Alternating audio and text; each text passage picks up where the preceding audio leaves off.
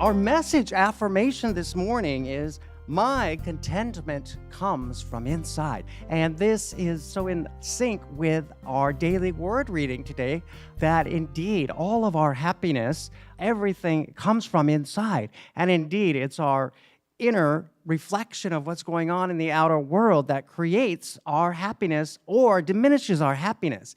And indeed, it's important to understand that our contentment comes from inside. I can remember so many times in my youth, my early 20s, like, well, if I can just get this job, my life will be so happy. If I can just get this new car, my life will be so happy. If I can just get this new apartment, my life will be so happy.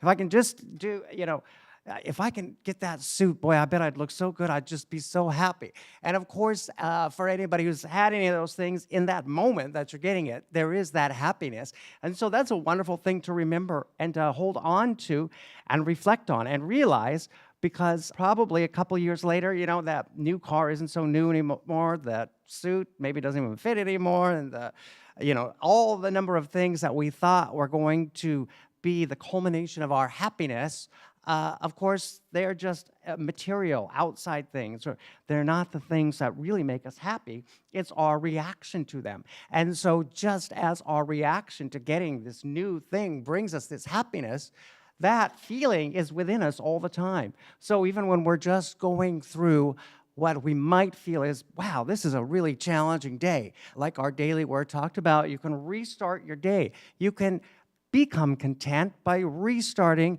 reconfiguring your mind and saying, my happiness comes from inside. If somebody says something to me that's unkind, it's not going to change my outlook. If I don't get that home loan approved, I'm not going to let that affect my happiness. If I don't get that new car, I'm not going to let that affect my happiness, because it comes from inside. It comes from inside. And that's such an important basic element and principle of New Thought teachings and Unity teachings, is that our thoughts control everything in the world that we live in. We consider ourselves New Thought because everything is new. Every day is new. We have the opportunity to find and discover new things, even about ourselves. I've lived with myself for over 50 years, and I find out new things about myself all the time.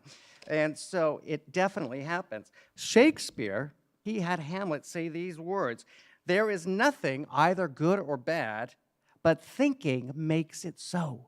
And so, indeed, that is such a wonderful New Thought principle, even though, this was William Shakespeare way back before we had the Fillmores or any of our other New Thought founders.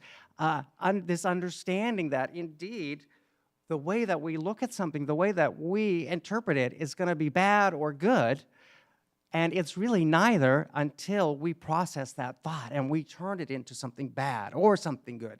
And indeed, obviously, there are things that are bad, an illness or the loss of a loved one, or certainly we all had the horror of watching television on Thursday and seeing that newspaper attack. And we know, of course, there's not a good thing in that, but we know also that our contentment comes from within. And so, our world seems to be ever changing. These events aren't as distant from one another as we would hope that they would be, or that they would just disappear altogether. But we know that, indeed, it's the way that we interpret these things, and we understand that divine spirit is at work in all things, And, of course, so often we view loss of life as the end, and we know that, of course, spirit continues. There's never a lack of living. The spirit just continues on in a different form, because there never is an absence of life.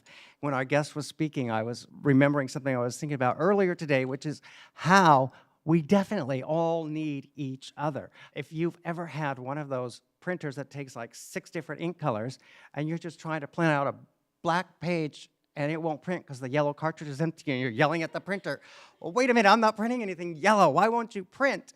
Even if you think your black and white existence only requires your little black and white, everything is a culmination of all the different colors out there. We all need each other. We all need each other. Even just to print out a simple copy of something.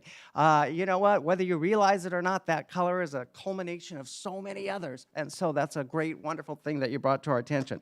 And so our goal, and not just for the week, this here is for, all time, but of course, in the week ahead, we try to, put this thought into practice, and that is to stave off this idea that your contentment, your happiness, lies in the next new car or house or boat or phone or dress or love or job or position or any external idea or material possession, as true contentment comes from within, regardless of these items.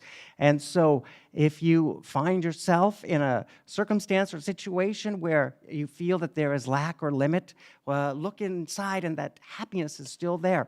And a wonderful way to bring this memory back is to think of the feeling of contentment or fulfillment that you had when you did get that new thing that you thought was just going to bring you permanent happiness forever.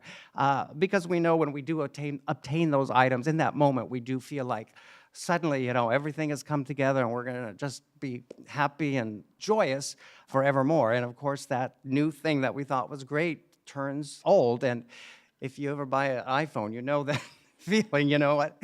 You can never keep up. So it's like, it doesn't matter. It doesn't matter because that's not where your true happiness lies. And of course, we more so, I think, in our modern Western civilization have come because we are so bombarded with media and advertising, and we're being told in ads how much better our life is going to be, or how much more we can have soundness of mind if we buy this insurance, or if we buy this, or buy that, or buy that. And so we are so, through media, bombarded with this idea that we have to have in order to be truly happy. And indeed, that happiness is with us all along because, of course, Christ is with us and within us, and we are indeed Christ-like in all things. And the good news is that the period of greatest happiness for you, for me, for all of us is just a thought away. It's always just a thought away. A life of contentment can be a challenge to achieve, more so in these modern times of so much. However, as always, true contentment comes when we dismiss the idea that when we attain the next new thing, then we will really be happy. We want to live in the now and know that our contentment comes from within inside, because it absolutely does. As I mentioned, we have our weekly goal, and so the next time you find yourself maybe in a place of feeling a little down or depressed, just remember the last time that you remember feeling that contentment, and know that that emotion still is in there, and go back to that time and reclaim that emotion and enjoy that happiness, because we are meant to have lives of great happiness and great health and great prosperity. And of course, a lot of times we can seem like we're almost up against a brick wall. Like, how is this my happiness and my prosperity and my contentment? But indeed, it is within inside. And when we start feeling that contentment from inside, we'll see these walls just burst away, and we are no longer contained by thoughts of needing to buy something or needing to have something, because our contentment is really within us to begin with. And we just need to zone out a little bit on all of the media and the buy this and the hoopla, and know that indeed it's all within us. And it always has been, And we know that we can take that practice into this day and age, even if we are in this new age of cable bills and cellular phones. I was having this discussion about, the economic times for people today as compared to like when I was a children. I mean, nobody had a cable bill. Your dad would throw you on the roof and say, it's just that antenna.